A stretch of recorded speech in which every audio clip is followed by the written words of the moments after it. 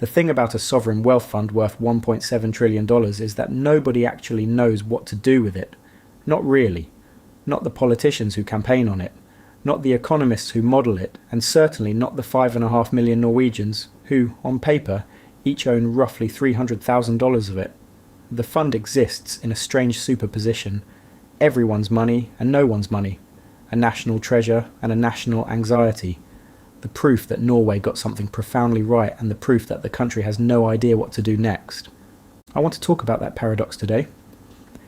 Because the story the world tells about Norway's oil fund, the clean, tidy story about Scandinavian discipline saving the future, leaves out the part where the discipline is starting to crack. I'm recording this from Oslo in a rented apartment in a country where I'm supposedly a crone millionaire on paper. Last week I paid 100 kroner for a black coffee and a croissant at Espresso House. My colleagues from Stavanger tell me rental prices have hit the roof and salaries don't keep up anymore. Reitan and Norgesgruppen run the grocery market like a duopoly, which is why half the city now shops at the foreign-owned places where a kilo of vegetables doesn't feel like a small luxury. The fund is 20 trillion kroner, and the chicken still surprises me at the grocery stores. Let's go back to 1969. A Christmas week, an exploration well in the North Sea called Ekofisk, and a discovery that should have ruined Norway. I say should have, because every other country that struck oil in the second half of the 20th century, Venezuela, Nigeria, even the United Kingdom, in its own quieter way, managed to convert sudden wealth into long-term dysfunction. Economists have a name for it: the resource curse. Currency appreciates, manufacturing dies, politicians spend the windfall on patronage, and when the wells run dry, the country is poorer in every way that matters except the bank account, which is also empty. Norway's escape from that curse is now studied in graduate seminars from Singapore to Sao Paulo. The escape was not accidental. In 1990, the Storting passed legislation creating what was then called the Petroleum Fund. The first deposit didn't arrive until 1996. The rule, eventually formalised in 2001, was elegant. The government could spend only the expected real return of the fund, initially set at 4%, later revised down to 3% in 2017 as global interest rates compressed. Everything else stayed invested. Everything else belonged to Norwegians who hadn't been born yet. This is the part of the story that gets repeated. It's a good story. It's also incomplete. Because here's what's happened in the last decade. The fund, now formally called Government Pension Fund Global, despite having nothing to do with pensions, has grown faster than anyone projected. It crossed $1 trillion in 2017. It crossed $1.5 trillion in 2024. As I record this, it sits somewhere around 1.7 trillion, depending on which day you check and how the krone is behaving against the dollar. It owns, on average, roughly 1.5% of every publicly traded company on Earth.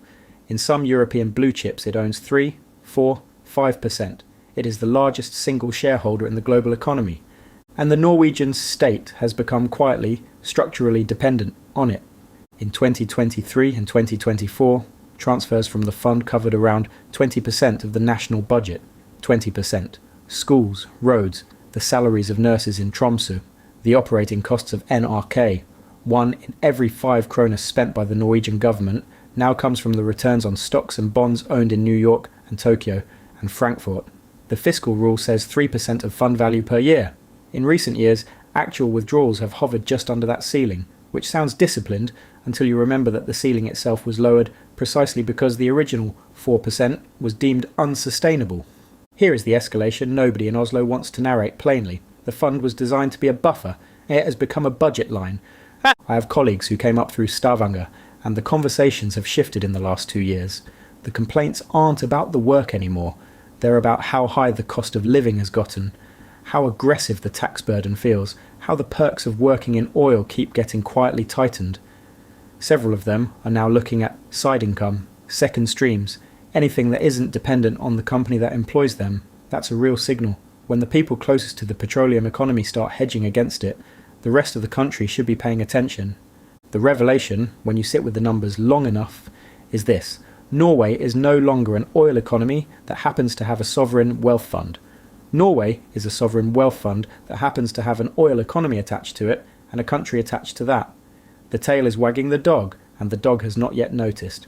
Consider the asymmetry.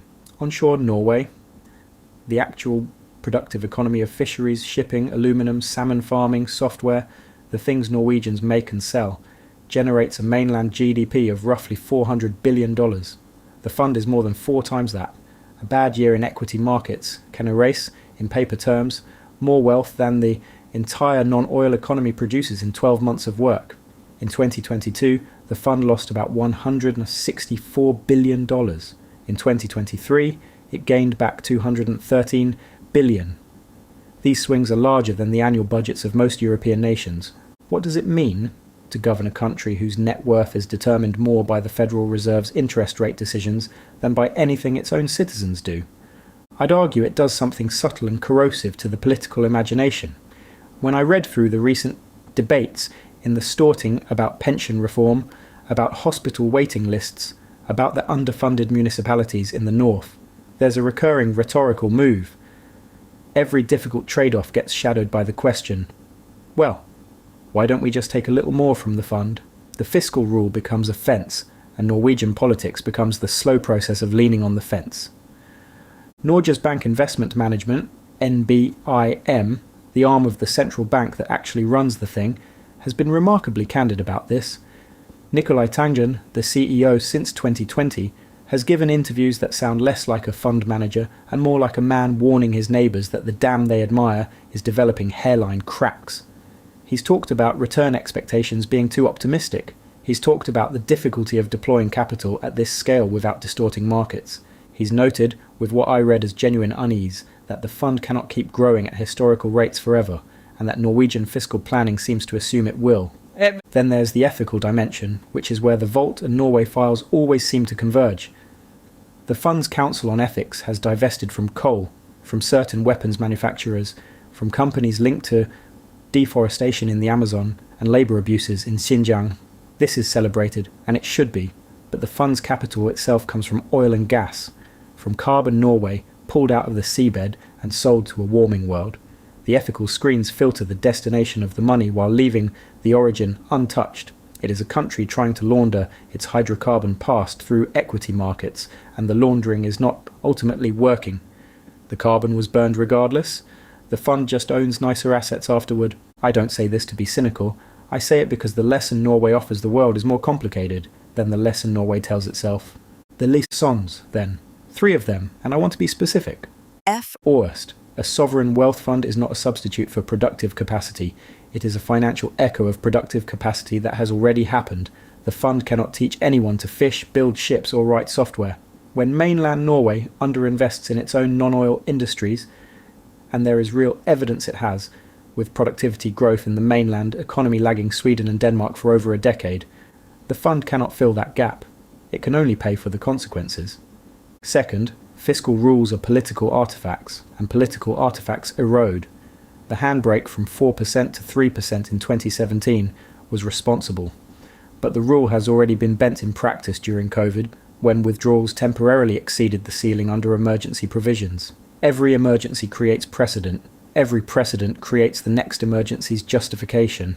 I would bet, and this is my own observation, not something you'll find in a Finansdepartementet white paper, that within 15 years Norway will be having a serious public debate about whether the fiscal rule should be loosened to fund the energy transition or an ageing population. The arguments will sound reasonable. They will also be the beginning of the end of the fund's original logic. Third, and this is the one I keep coming back to, wealth at this scale changes the people who hold it before they realise it has changed them, not through corruption, through comfort. Norway has the lowest entrepreneurial activity rate in Scandinavia. Young Norwegians enter the public sector at higher rates than young Swedes or Danes. The implicit message of a country that owns 1.5% of global equities is that the hard work has already been done by someone else in a previous generation, in cold waters off Stavanger. That message is partly true. It is also slightly poisonous. I'll say this plainly. I've felt the pull of comfort myself in my 20s, before life taught the hard lessons it usually teaches. And I've watched friends here choose the safe path, the public sector path, the sheep path, because in Norway it's still considered slightly odd to want something different. What I want for the next generation is the opposite of that instinct. Build something you own. Don't rent your future from a job. Get in early on the fund of your own life, because the country's fund will not protect anyone from from the discipline of having to make their own. So where does this leave us? Here is my editorial position, and I'll state it plainly, because I think the Norwegian model deserves a more honest accounting than the admiring profiles it usually receives. The government pension fund global is the most successful experiment in collective deferred gratification in the history of the modern state. That is true. It is also true that the experiment is now entering a phase its designers did not plan for, the phase where the fund becomes too large to manage prudently, too embedded in the budget to be treated as a savings account, and too symbolically powerful to be questioned in domestic politics. Norway built the dam beautifully. Norway is now beginning to live downstream of it, and to forget what life was like before the dam was there. The country is currently trying to copy the Norwegian model, and there are many, from Ghana to Guyana to Mongolia, should copy the early Norway, not the present one. They should copy the discipline of 1990, not the dependency of 2024. The fund worked because for 2 decades nobody touched it. The moment a sovereign wealth fund starts reliably funding 20% of the budget, it stops being savings and starts being a second tax base, one that taxes the future to subsidise the present. Norway will be fine, probably. Possibly. The fund is large enough to absorb a great deal of mismanagement before consequences become visible. But fine is not the same as exemplary, and the world should stop treating the Oslo model as a finished blueprint. It is a draft. The hardest chapters have not been written yet. I'll see you in the next dossier.